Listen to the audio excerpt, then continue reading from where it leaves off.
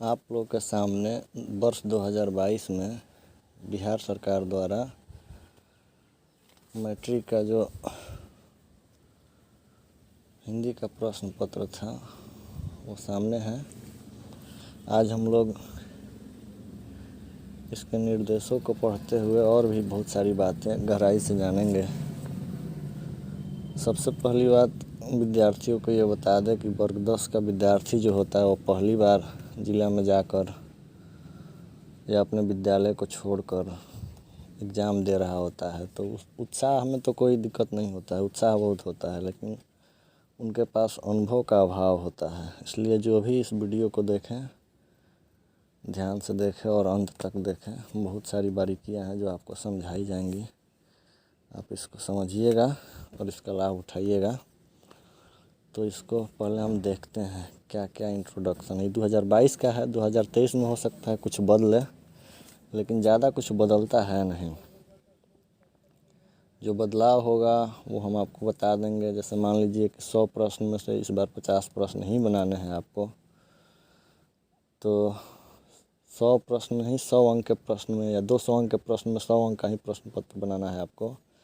या यूँ कहें कि अगर 100 ऑब्जेक्टिव है तो उसमें से 50 ही ऑब्जेक्टिव आपको बनाने हैं, इस टाइप का है। अगली बार हो सकता है कि 60 में से 50 ऑब्जेक्टिव आपको बनाने हो, तो इस टाइप का चेंजिंग हो सकता है। बाद बाकी कोई कुछ नहीं होता है, थोड़ा बहुत चेंजिंग होता है। तो आइए इसको देखते हैं बढ़िया से। पहले ऊपर जो है विषय का कोड दिया हुआ है, इस प्रश्न पत्र का 101 कोड है। उसके बाद से माध्यमिक स्कूल परीक्षा 2022 का ही पेपर है, जैसा कि पहले ही बता दिए। यहाँ पे प्रश्न पुस्तिका क्रमांक दिया हुआ है और इसका बड़ा काम होता है, इसका बहुत ही ज़्यादा उपयोग होता है। तो ये भरना पड़ता है OMR में या फिर कॉपी वॉपी में, तो इसको देख लीजिएगा बढ़िया से।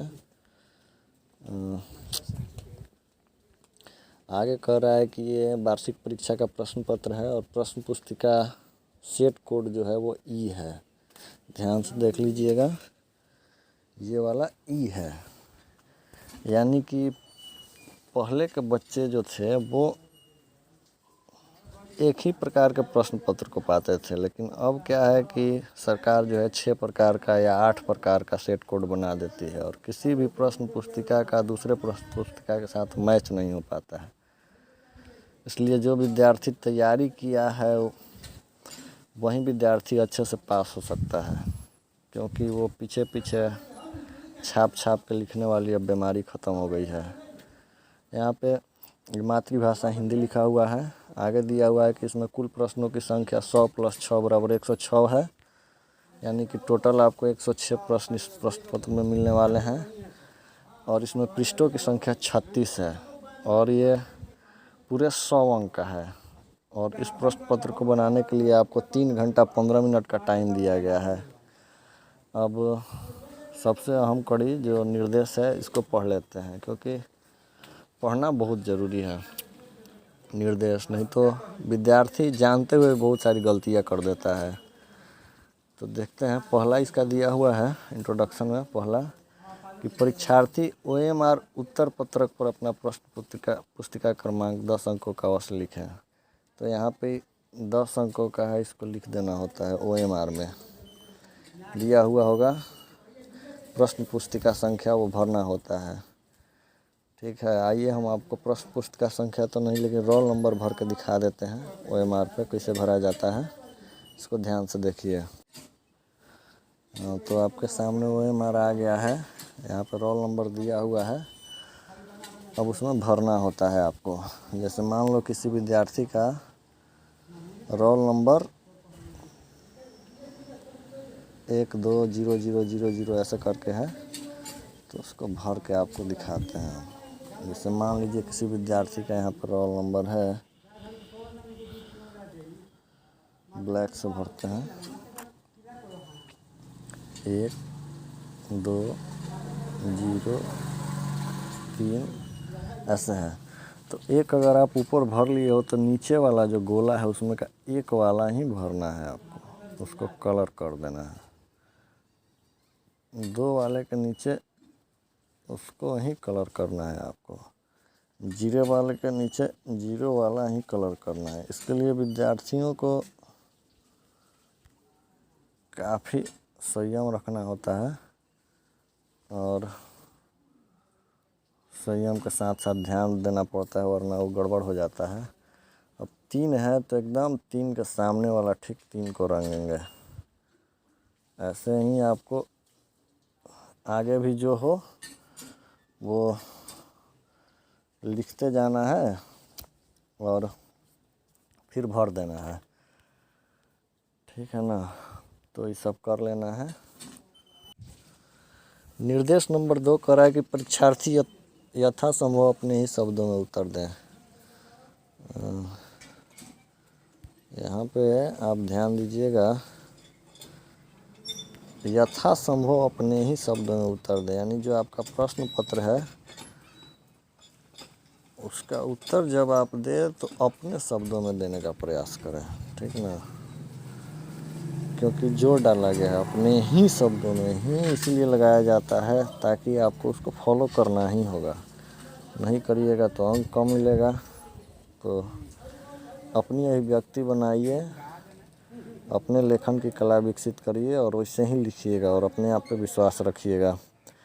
बहुत सारे बाबा लोग होते हैं जो बता देंगे नकल करके पास हो जाइए, किताबी भाषा लिखिए, तो नॉर्मलाइज हो जाता है और पढ़ने का फिर कोई मतलब नहीं होता है। तो आप ऐसे लोगों से सावधान रहिए और अपने आप पर भरोसा रखिए। अगर तैयारी किए हैं तो, नहीं किए हैं तो भी अपने ही शब्दों में उत्तर दीजिएगा। और इसका तीसरा जो है वो ये कह रहा है कि दाहिनी और हाशिए पर दिए हुए अंक पूर्णांक निर्दिष्ट करते हैं, यानी किस प्रश्न का कितना अंक आपको मिलेगा ये दाहिनी ओर दिया गया होगा, उसको देख लेना है। ये आप जो भी प्रश्न बना रहे हो उसका वैल्यू कितने अंक का है। ऐसे ऑब्जेक्टिव टाइप के जो होते हैं उसका 1 नंबर होता है, बाद बाकी और सी होती है, तो उसको ध्यान से देख लेना होता है। निर्देश नंबर 4 कह रहा है कि प्रश्नों को ध्यानपूर्वक पढ़ने के लिए परीक्षार्थी को 15 मिनट का अतिरिक्त समय दिया गया है। तो प्रत्येक विद्यार्थी को इसका लाभ उठाना चाहिए। जब आप एक बार प्रश्न पत्र को पढ़ लेते हो तो मन की बहुत सारी जो प्रश्न होती है वो प्रश्न जो है वो समाप्त हो जाती है। बहुत सारा जो घबराहट बेचैनी होता है वो सब समाप्त हो जाता है और लगने लग जाता है कि ये प्रश्न पत्र मैं आसानी से बना लूँगा, पढ़े हुए जोन से ही इसमें प्रश्न किया गया है। तो उसको पढ़ने का ये फ़ायदा हो जाता है। दूसरा फ़ायदा ये होता है कि आपको आइडिया लग जाता है कि कहाँ से बनाना है, कैसे बनाना है। तीसरा फ़ायदा ये होता है कि जब आप प्रश्न पत्र पढ़ लेते हैं तो कई प्रश्न जिसका उत्तर आपको अभी अभी पता नहीं होता है, कुछ टाइम के बाद से वो याद आ जाता है। तो प्रत्येक विद्यार्थी को वर्ग 10 का एग्ज़ाम देते टाइम प्रश्न पत्र पढ़ के ही शुरू करना चाहिए। पढ़ने से बहुत आइडिया लग जाता है। कई बार ये होता है कि आगे जो होता है भारी भारी पूछता है, व्याकरण व्याकरण है, बच्चे पढ़ते नहीं और पीछे बुक से पूछा होता है, वो आगे ही 50 टिक कर लेते हैं, गलती कर देते हैं। तो आप 100 प्रश्न को पढ़िए और जो एकदम 100% श्योर हो उसी को टिक करिए, फिर इसका फ़ायदा देखिए, आपका अंक कटेगा नहीं। जल्दी जल्दी में करिएगा तो गड़बड़ हो जाएगा। 5वां निर्देश यह कहता है कि यह प्रश्न पत्र जो है, यह प्रश्न पुस्तिका 2 खंडों में बटी है और वह आप लोग समझ सकते हो। अ कहने से मतलब ऑब्जेक्टिव दिया होगा और ब कहने से मतलब सब्जेक्टिव वहाँ पे दिया होगा। वस्तुनिष्ठ दिया है और बनाने वाला सवाल उत्तर वो सब होगा। 6 में कह रहा है कि इसमें 100 वस्तुनिष्ठ प्रश्न है, जिसमें से 85 प्रश्न का उत्तर देना है आपको, ठीक ना। तो 50 प्रश्नों का उत्तर दीजिएगा, बाद बाकी रखने से कोई फ़ायदा होगा नहीं। और कमज़ोर बच्चे अगर 100 वो रंग भी देते हैं तो ऊपर से 50 गो AMR मशीन उठा लेगा। और भी बहुत सारा प्रश्न होता है बच्चों का, तो उसको कमेंट बॉक्स में डाल दोगे तो हम डील कर देंगे, कोई दिक्कत नहीं होगा। 50 से अधिक प्रश्नों का उत्तर देने पर प्रथम 50 उत्तरों का ही मूल्यांकन किया जाएगा, जैसा कि लिखिए दिया है। प्रत्येक प्रश्न के लिए 1 अंक निर्धारित है। आप एक प्रश्न का अगर सही उत्तर दे देते हो तो आपको 1 अंक मिल जाएगा। और बिहार बोर्ड के एग्ज़ाम में निगेटिव मार्किंग नहीं होता है, अर्थात अगर आप गलत देते हो तो उसके लिए आपको सही में से कोई अंक नहीं कटेगा। केवल और केवल जो गलत मारे हो उसी का कट जाएगा 1 अंक, बाद बाकी कहीं से नुकसान नहीं होगा। तो आपको कम से कम 50 प्रश्नों का उत्तर देना ही चाहिए। ठीक, सही उत्तर को उपलब्ध कराए गए OMR उत्तर पत्रक में दिए गए सही विकल्प को नीले काले बॉल पेन से प्रगाढ़ करें। आइए इसको देखते हैं कैसे करना है। मान लीजिए कोई प्रश्न है कि बिहार की राजधानी कहाँ है, और ऑप्शन में दिया हुआ है पटना, दिल्ली, चंडीगढ़ और भोपाल। तो बिहार की राजधानी पटना है, यानी इसका ऑप्शन ए सही है। कहने का मतलब प्रश्न संख्या 1 का ऑप्शन ए सही है। तो आराम से बिल्कुल शांति से उसको, बिल्कुल शांति के साथ उसको कलर कर लेना है बाबू। करके दिखा देते हैं आपको।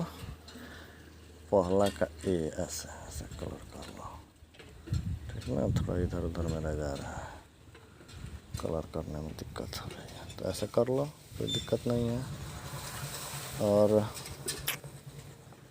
प्रश्न संख्या 2 अगर मान लो कोई पूछा हुआ है कि भारत को कब आज़ादी मिली, 15 अगस्त 1947, 20 अगस्त 1947, 25 अक्टूबर 1947, 30 जनवरी 1947। तो इसका भी ऑप्शन अगर ए सही है तो फिर वहीं काम कर लेना है, ये भर लेना है ऐसे, दूसरे का ये ऐसे ही आगे फिर आगे फिर आगे करते जाइए, अपना भरते जाइए।